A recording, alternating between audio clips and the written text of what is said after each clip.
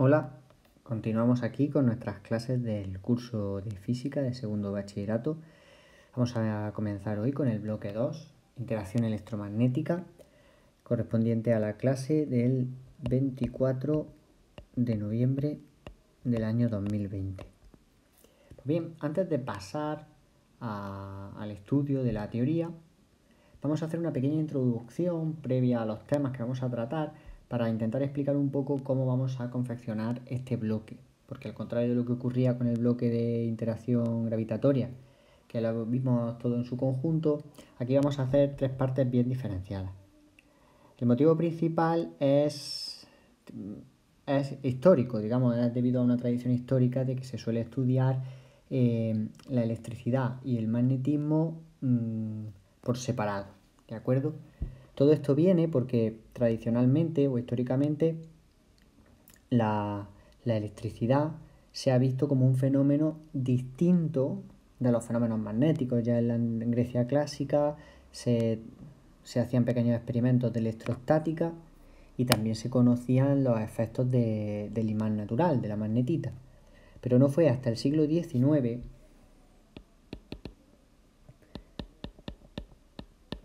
cuando un señor, un físico, Maxwell,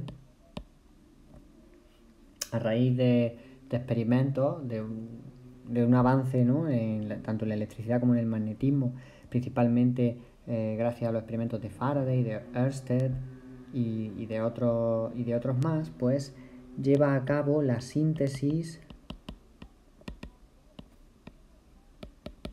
electromagnética, que básicamente nos viene a decir que el electromagnetismo está formado por fenómenos eléctricos, por fenómenos magnéticos y por fenómenos en los que se presentan tanto aspectos eléctricos como magnéticos. De modo que la interacción electromagnética, o digamos la electricidad y el magnetismo, son dos caras de una misma moneda, que es la interacción electromagnética. Así, a simple vista, nos puede parecer incluso extraña, ¿no? La electricidad, si nosotros preguntáramos a la gente de la calle, la electricidad posiblemente sea un fenómeno que, aunque es relativamente cotidiano, la gente no sabe muy bien explicar en qué consiste, o incluso evidentemente no saben qué es un efecto o un fenómeno que es el mismo, tiene los mismos fundamentos que el magnetismo. Es la gravedad quizás la que tiene mayor preponderancia. Sin embargo, si empezamos a analizar todos los fenómenos físicos con los que nos encontramos en nuestra vida cotidiana, nos damos cuenta de que todos esos fenómenos tienen un carácter básicamente electromagnético, ¿vale? Digamos que la vida cotidiana, nuestra vida, es fundamentalmente electromagnética. A lo largo de estas clases esperemos poder llegar a un consenso de que evidentemente el electromagnetismo está más cerca de nosotros de lo que pensamos. ¿De acuerdo? Pues bien, como he dicho antes, la electricidad y el magnetismo se suelen estudiar por separado, así que nosotros vamos a hacer como tres temas dentro de este bloque. En un primer lugar, vamos a estudiar, digamos que el electromagnetismo se puede estudiar primero atendiendo a los fenómenos únicamente eléctricos. Se conoce como electrostática. Luego estudiar únicamente los fenómenos magnéticos, que se conoce como magnetostática. Y por último, unos fenómenos en los que unificamos electricidad y magnetismo, ¿vale? Estos fenómenos, pues bueno, se puede llamar de muchas formas.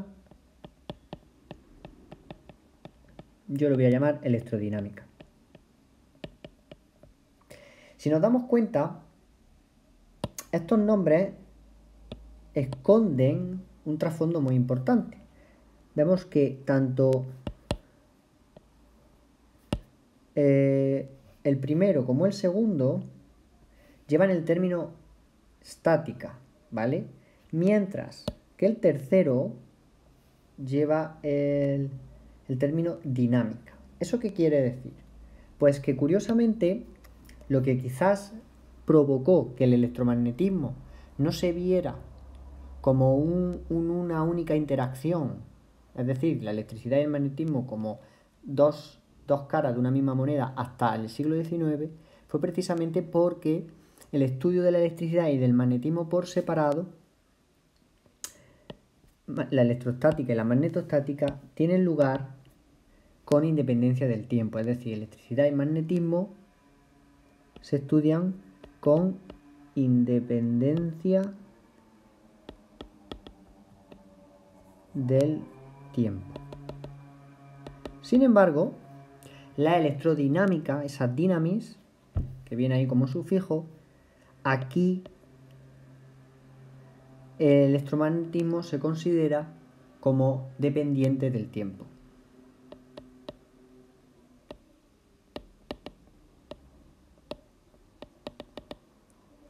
Nos puede parecer a priori extraño que hablemos ahora de repente del tiempo, cuando por ejemplo en el bloque de interacción gravitatoria no hemos hecho referencia al tiempo como una variable tan importante como para explicar o como para distinguir fenómenos fenómenos, ¿no?, gravitatorios. Y el motivo principal es que en el electromagnetismo la situación, digamos que se complica, por lo menos a nivel clásico. Ya veremos por qué. Y es que muchos fenómenos del electromagnetismo, el hecho de que aparezca el tiempo como variable, provocan que se observen cosas que, considerando el tiempo como una variable independiente, no suceden, ¿vale? No quiero tampoco excederme mucho, ya lo veremos en las distintas sesiones, pero básicamente podemos ver como el ejemplo característico las ondas electromagnéticas, que al final eso es una manifestación del campo de la interacción electromagnética. Pues esas ondas se propagan, como pueden ser por ejemplo las ondas de radio, se propagan por el espacio a una velocidad finita, a una cierta velocidad. En el caso del vacío, la velocidad de la luz. Entonces, claro, esa propagación del campo electromagnético no puede acontecer de manera instantánea, o no puede aparecer a una velocidad infinita, lo cual provoca que esa dependencia con el tiempo sea fundamental para poder entender bien los fenómenos electromagnéticos, ¿vale? Como ejemplo de que la introducción del tiempo cambia radicalmente la visión. Pues bien, una vez que hemos visto eso, vamos a empezar con el primer tema, que vamos a denominar electrostática. Por lo tanto, ¿qué vamos a entender por electrostática? Pues vamos a entender fenómenos eléctricos independientes del tiempo, ¿vale?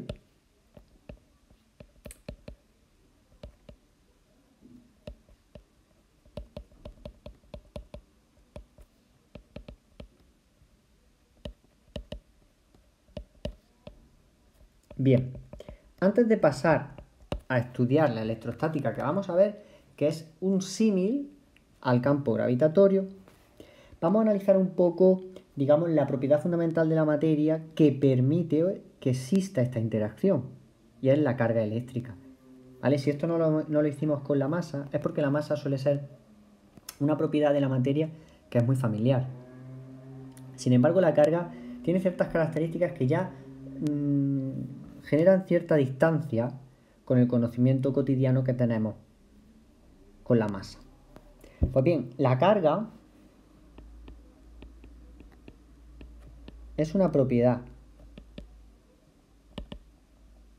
fundamental de la materia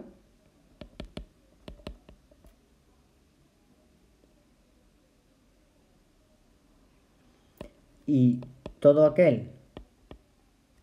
cuerpo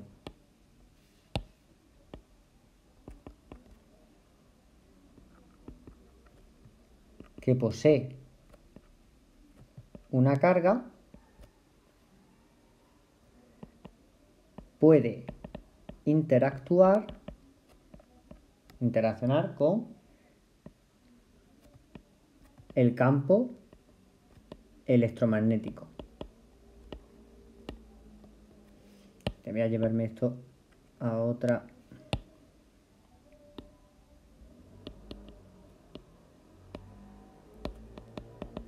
¿De acuerdo? Electromagnético, voy a usar la terminología EM mayúscula para referirme a electromagnético o electromagnetismo. Por lo tanto, la carga eléctrica digamos que es como la entrada, es como el ticket. Si un sistema, si un cuerpo, si un objeto tiene carga, entonces tiene como la entrada para interaccionar con el campo electromagnético. Al igual que cuando un objeto tiene masa, tiene la entrada para poder interactuar con un campo gravitatorio. Si un objeto no tiene carga, pues el campo electromagnético no le va a afectar en ningún sentido. ¿De acuerdo? Bien. La carga eléctrica presenta dos variedades.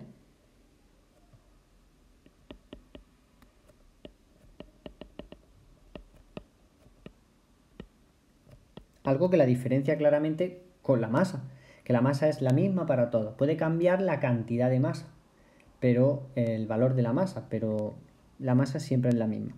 Aquí hay dos tipos de carga. Distinguimos positiva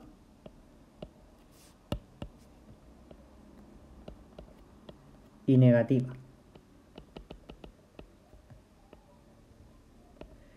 El uso de los términos positivo y negativo no significa nada. Es decir, son simples etiquetas, como podríamos haber llamado a un tipo de carga roja y a otro tipo de carga azul. No tiene ninguna importancia. Lo que pasa es que se suele utilizar el término positivo y negativo porque hace referencia a que una cancela con la otra, ¿vale? Se cancelan y por ese motivo pues se suele utilizar esa terminología, que luego además en matemáticas pues viene bien. ¿De acuerdo? ¿Qué condiciones presentan las cargas para que haya dos tipos? Pues que vamos a tener exactamente dos interacciones distintas.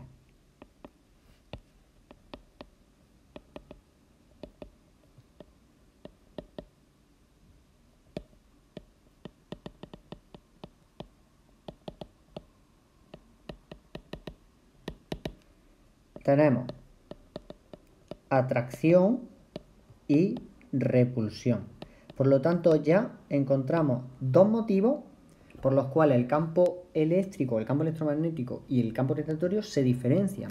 Primero porque hay una tipología doble, dos distintas, que son cargas positivas y negativas, y en el campo rotatorio solo hay un tipo de propiedad, la masa.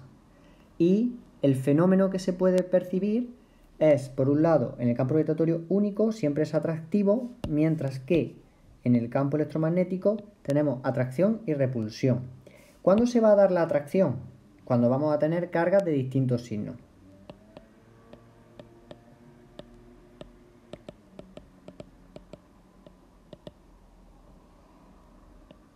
La situación puede ser, ¿de acuerdo? Básicamente se suelen representar siempre las cargas como bolitas. Ahí está el objeto, el sistema de carga positiva, de carga negativa. Se atraen. Y la repulsión cuando estamos con cargas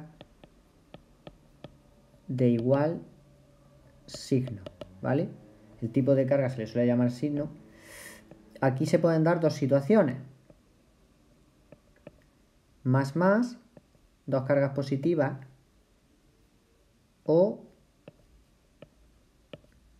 dos cargas negativas. ¿De acuerdo? Se habla de la misma interacción, pero bueno, se puede dar entre cargas positivas o entre cargas negativas. Pues bien, aquí es interesante mencionar algo importante, y es que no solo es extraño o incluso diríamos extraordinario que haya dos tipos de carga y dos interacciones, porque si nos lo preguntamos, en realidad, ¿qué prohíbe o qué impide que hubiésemos tenido un campo electromagnético producido por 8 tipos de cargas distintas o 10 tipos de cargas diferentes? Pues no hubiese significado nada, por poder podría haber ocurrido así. Simplemente es que probablemente el universo tal y como lo conocemos no sería así. ¿De acuerdo?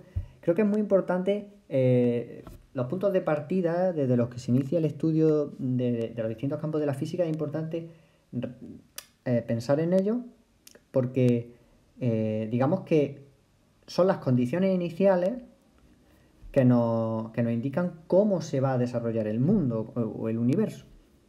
Y aquí vemos que el hecho de que haya dos cargas se generan dos tipos de interacción, pero que podría haber ocurrido de otra forma. En concreto, por ejemplo, en cromodinámica cuántica contamos con otra propiedad fundamental de la materia, como puede ser el color, que se presenta en 3 tipos, ¿vale? No tenemos solamente 2 tipos de carga. O sea que por poder podría haber ocurrido de otra forma. Bien.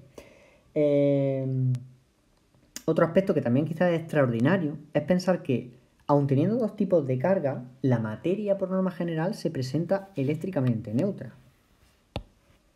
Esto yo creo que es también extraordinario y no nos paramos a pensar lo suficiente en ello.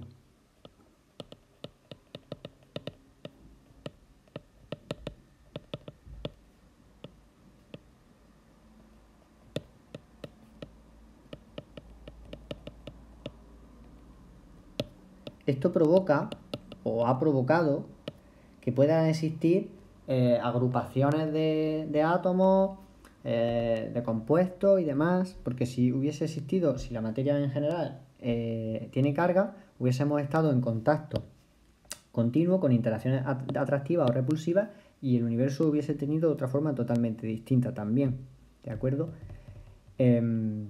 Así que eso también es importante tenerlo en cuenta. Pues bien, la carga eléctrica presenta también una serie de características importantes que es bueno mencionar. La primera de ellas la vamos a denominar cuantización de la carga.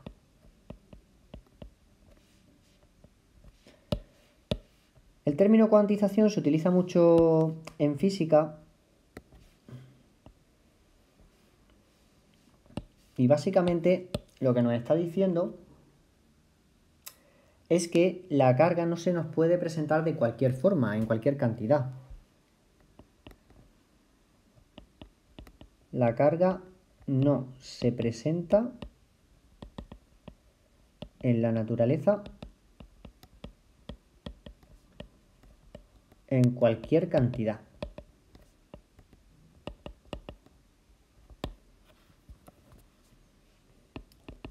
Sino que lo hace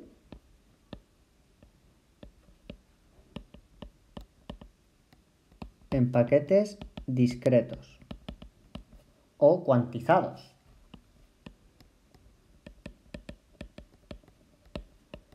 De carga. Podríamos decir como en múltiplos enteros de una unidad básica de carga.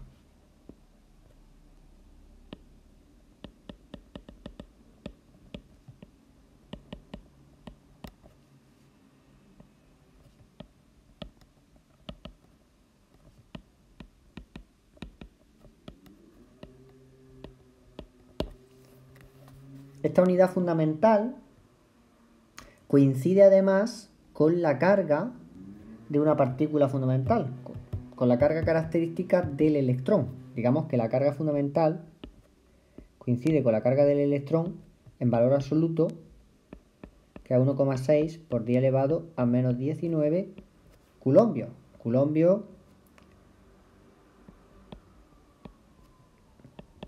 El coulombio es la unidad de carga, ¿de acuerdo? Es una C mayúscula porque proviene del físico, en honor al físico Coulomb, y como digo, coincide además con la carga del electrón. La carga del electrón, eso sí, es negativa, es 1,6 por 10 elevado a menos 19 coulombios. El electrón normalmente pues, se representa con una E con un signo menos ahí de superíndice. Curiosamente también la carga del electrón coincide en valor absoluto con la carga del protón.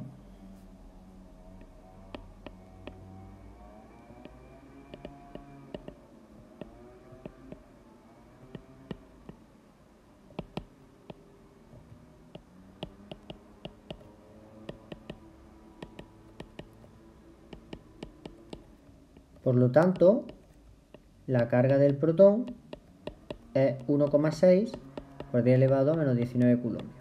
Sin embargo, el protón no se habla de él como de una partícula fundamental porque el protón es divisible. El protón es divisible. Además, el protón está formado por quarks. Curiosamente, acá estamos diciendo que la carga está cuantizada, es decir, nosotros en la naturaleza no nos vamos a poder encontrar cualquier cantidad. Siempre van a ser múltiplos enteros de la unidad de carga.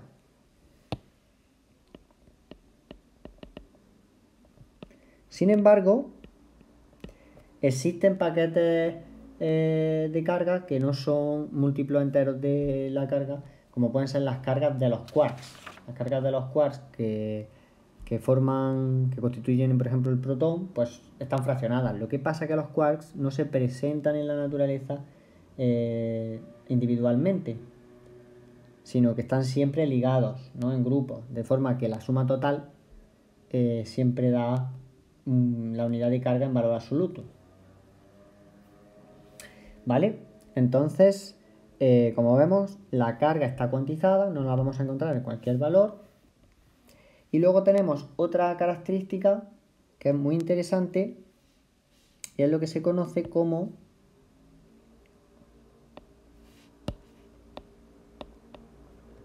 conservación de la carga. La conservación de la carga es como el principio de conservación de la energía, que decimos muchas veces que en física nos interesa encontrar elementos, magnitudes que se conservan, que permanecen constantes, porque eso nos ayuda a explicar los fenómenos físicos. Pues con la carga ocurre algo similar a lo que ocurre con la energía, y es decir, que la carga total del universo permanece constante. Eso es lo que se conoce como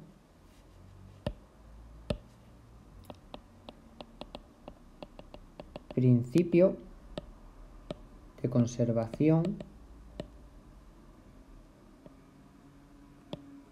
global de la carga. Es decir, total del universo permanece constante en el tiempo. La carga total no puede variar, igual que la energía total del universo decimos que permanece constante. ¿Por qué no hablamos del principio de conservación de la masa? La masa, en la fórmula de equivalencia entre masa y energía, vemos que la masa en realidad es una forma de expresión de la propia energía, por lo tanto, el principio de conservación de la energía engloba a la conservación global, digamos, de la masa. En el caso de la carga, pues tenemos que hablar de él. Este principio, por lo tanto, indica que la carga total permanece constante, luego, si desaparece carga positiva en algún lugar del universo, tiene que aparecer carga positiva por otro lugar. Si se aniquilan cargas positivas, pues se pueden aniquilar con cargas negativas, para que al final, digamos, siempre quede una carga total igual, constante, en el tiempo. ¿Qué problema tiene el principio de conservación global de la carga? Porque esto tiene un problema físico muy importante. Y es que, claro, si en el universo la carga total permanece constante, este principio permite que, por ejemplo, en regiones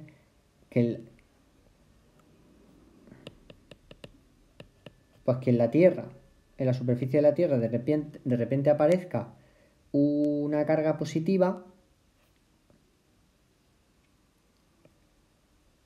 Y si nos vamos a una estrella lejana, como por ejemplo Alpha Centauri, para que se conserve o para que se cumpla el principio de conservación global, si aparece una carga positiva en la Tierra, automáticamente tiene que aparecer una carga negativa en Alpha Centauri, para que la carga total siga siendo la misma. ¿Qué está ocurriendo? Pues que si la carga total no puede variar en el tiempo, la aparición de la carga positiva en la Tierra es instantánea a la aparición de la carga negativa en Alpha Centauri. Sin embargo, la distancia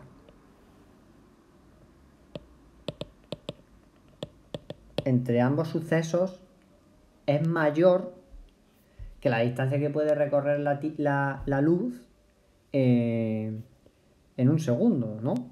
Entonces, ¿qué está ocurriendo aquí? Pues que estamos teniendo una interacción que se llama superlumínica.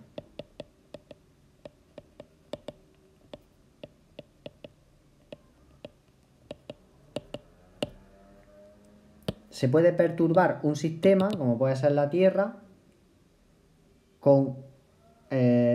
a una distancia mayor, de manera instantánea, a una distancia mayor de lo que recorre la luz, de lo que tarda la luz en recorrer esa distancia. Recordemos que la luz, la velocidad de la luz, es un valor máximo para el envío de información, de la velocidad a la que la información o la interacción puede ocurrir. Igual que antes hemos dicho que las ondas se propagan a una velocidad finita. Pues la información, la interacción, se tiene que enviar a una velocidad. Y la velocidad máxima es la velocidad de la luz. Por lo tanto, el principio de conservación global está muy bien, pero no nos basta para explicar esto, porque tendría poco sentido que una carga aparezca en la Tierra y automáticamente su carga opuesta apareciera en Alpha Centauri. ¿Vale?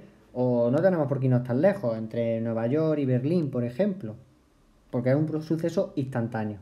Por lo tanto, tenemos que introducir otro principio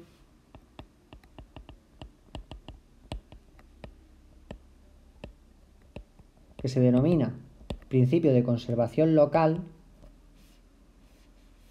de la carga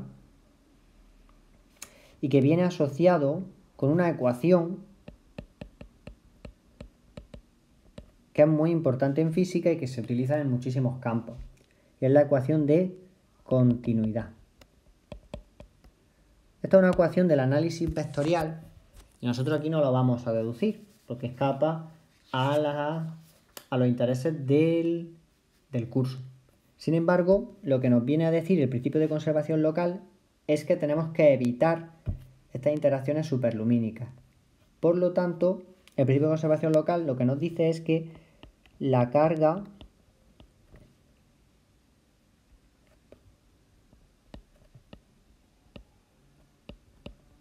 se conserva,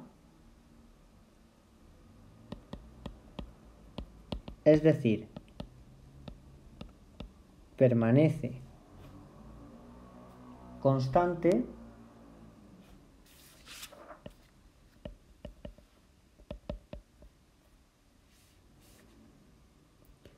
sin necesidad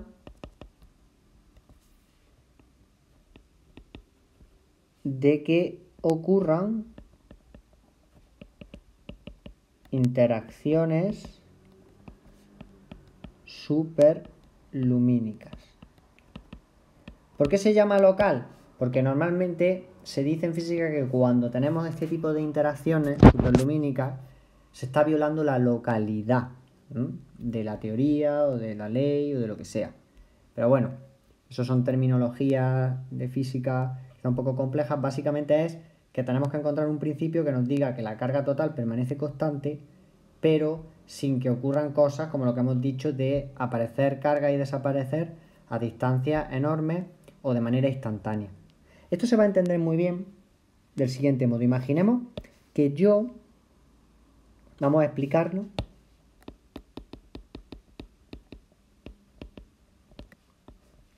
Imaginemos que yo tengo un volumen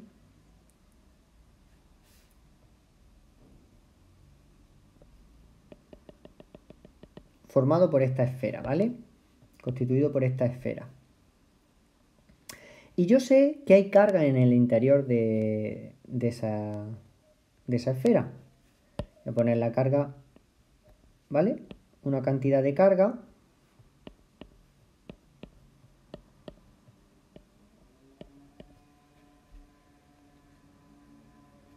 Que en este caso pues hemos puesto cuatro partículas, ¿vale? Positivas.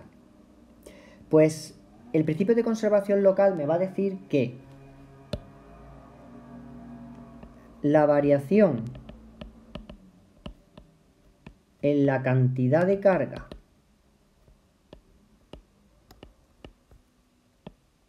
en el volumen V tiene que ser igual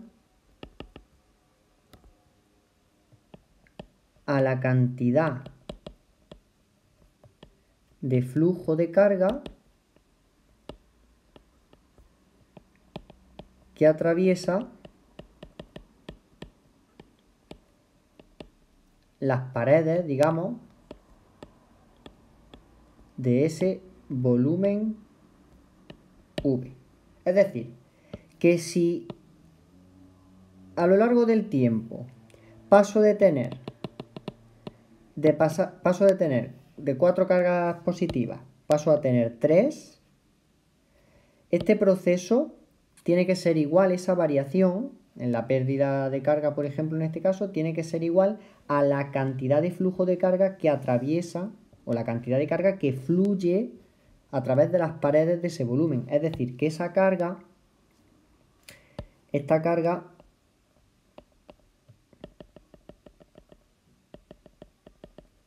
ha tenido que viajar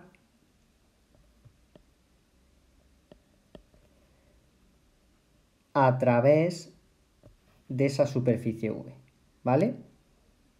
Del volumen V. De tal modo que ya impido que si hay una variación en la cantidad de carga en un volumen, no sea porque desaparece una carga y aparece de repente esa carga en Alpha Centauri, o esa carga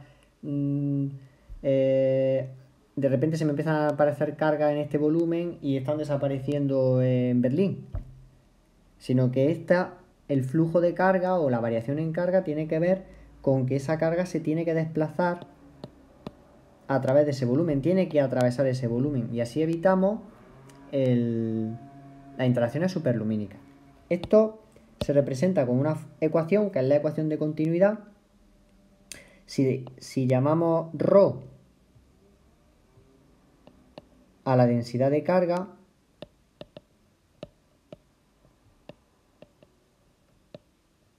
en el volumen V, es decir, que es la carga partido por el volumen, y llamamos J a la corriente, ¿qué es la corriente? Pues no deja de ser el flujo de carga, ¿vale?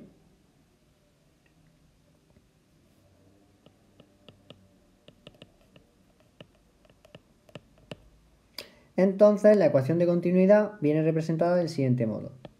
La variación en el tiempo va a venir dada por una derivada temporal, es decir, cómo cambia la densidad de carga, es decir, la cantidad de carga que hay en un volumen V con el tiempo, va a depender del flujo de carga, de si hay o no flujo de carga a través de ese volumen, a través de la superficie que encierra el volumen.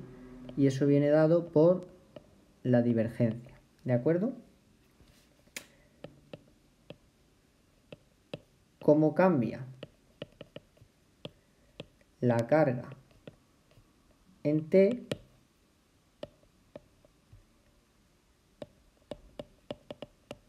Nos indica si hay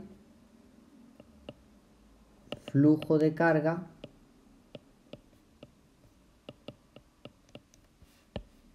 que atraviesa las paredes del volumen.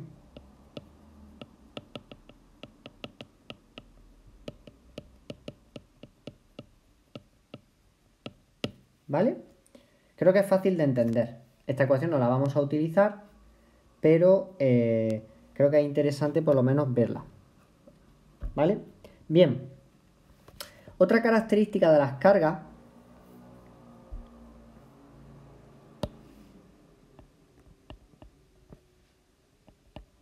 es que se nos presentan teóricamente en distintas distribuciones. Pensad por un momento que la carga, pues podemos pensar desde una partícula cargada hasta un objeto de volumen X que tiene una forma tal. Por lo tanto, podemos diferenciar distintas distribuciones de carga. Normalmente la carga se presenta o en una distribución lineal, es decir, de dimensión 1, o una distribución superficial, de dimensión 2, o una distribución volúmica de dimensión 3, ¿vale? Hablamos de una densidad lineal de carga, de una densidad superficial de carga o de una densidad volúmica de carga. Nosotros, no obstante, no vamos a utilizar esas distribuciones en los problemas, porque nuestros problemas se van a reducir a objetos que se pueden asemejar a un punto. Igual que teníamos en el campo rotatorio los puntos materiales, aquí vamos a tener los puntos de carga, ¿vale? Aún así, podemos decir que existen teóricamente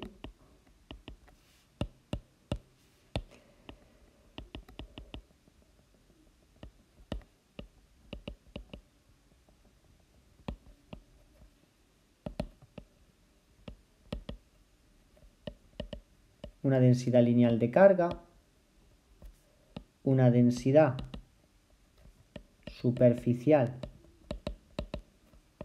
de carga y una densidad volúmica.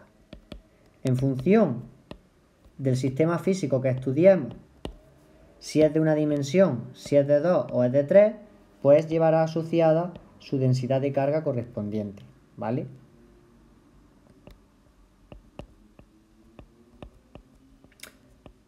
No vamos a trabajar con ella, pero también es algo que es interesante ver. ¿Por qué hablamos de distribuciones de carga para cada dimensión? Porque la carga, el estudio de las cargas en objetos es muy interesante y al final, como la materia está formada por átomos, que son partículas que si se ionizan forman partículas cargadas, pues el estudio de objetos que se cargan, cómo se distribuyen las cargas en su interior, pues varía el estudio si lo hacemos desde un punto de vista lineal, superficial o volúmico. No obstante, ya digo, esto es a título informativo.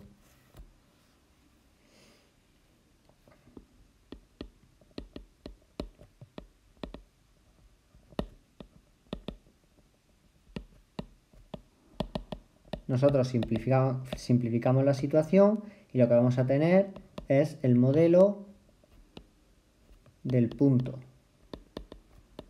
matemático, ¿vale? Todos nuestros sistemas físicos se van a poder simular como un punto matemático de carga la que corresponda.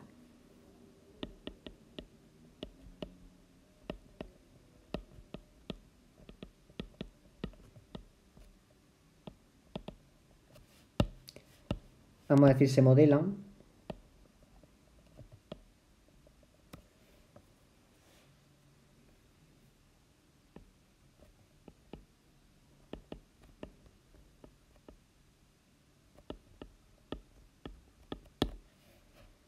¿vale? Y por último, como última característica o propiedad de la carga, vamos a hablar ligeramente de la naturaleza eléctrica de la materia. Porque bueno, en general la materia en la naturaleza se presenta neutra, pero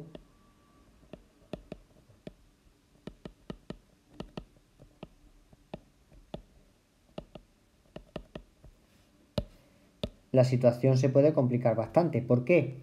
Porque al final la materia está formada por átomos.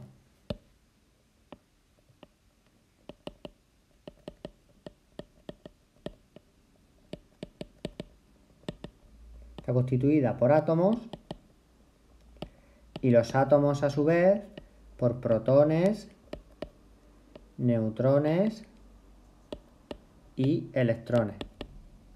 Nosotros sabemos que los protones y los neutrones están en un núcleo. Si analizamos los átomos desde el punto de vista del modelo de Rutherford, que es un modelo bastante sencillo, que todavía no incluye conceptos mecanocuánticos, pero que es totalmente válido para lo que nosotros estamos analizando aquí.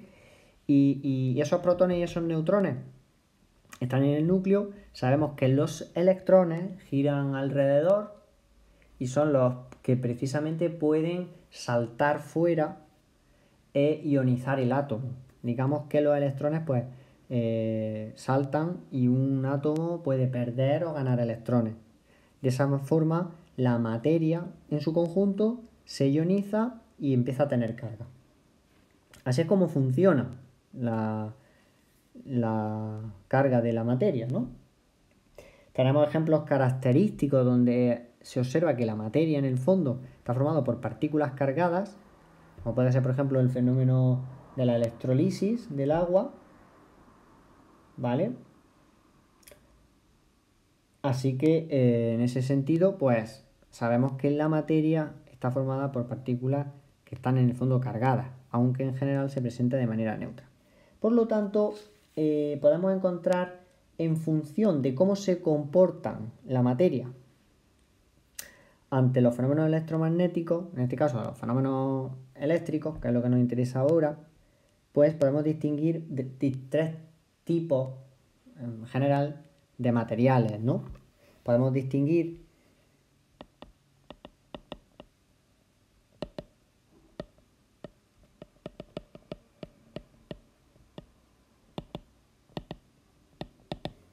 por un lado están los materiales dieléctricos, por otro lado están los materiales conductores y por otro lado los semiconductores. En función de cómo se comportan los electrones de esos materiales, porque al final son los que ayudan a ionizar y a formar carga, ¿no? Pues vamos a tener materiales dieléctricos, conductores o semiconductores. Aquí los electrones están ligados al núcleo del átomo y entonces son muy parecidos a los aislantes. Un material aislante es aquel que no permite la interacción eléctrica, digamos, ese flujo de electrones que haga que haya fenómenos eléctricos. Los conductores presentan facilidad para el flujo de electrones.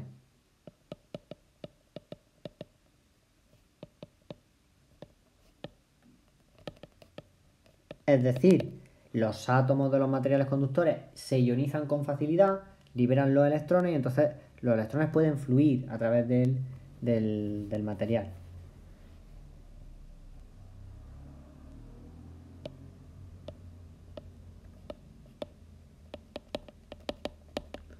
Y los semiconductores son muy particulares porque son materiales que en condiciones adecuadas se pueden comportar como conductores. No siempre, pero en condiciones se pueden comportar.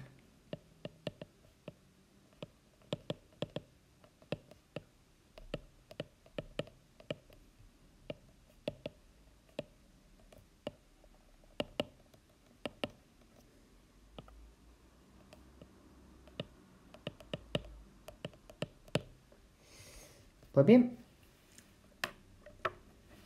yo creo que hasta aquí estaría bien desarrollado este estudio de la carga y ya podríamos dar el salto al análisis, digamos, de la electrostática, comenzando con la fenomenología, que es la ley de Coulomb y el principio de superposición.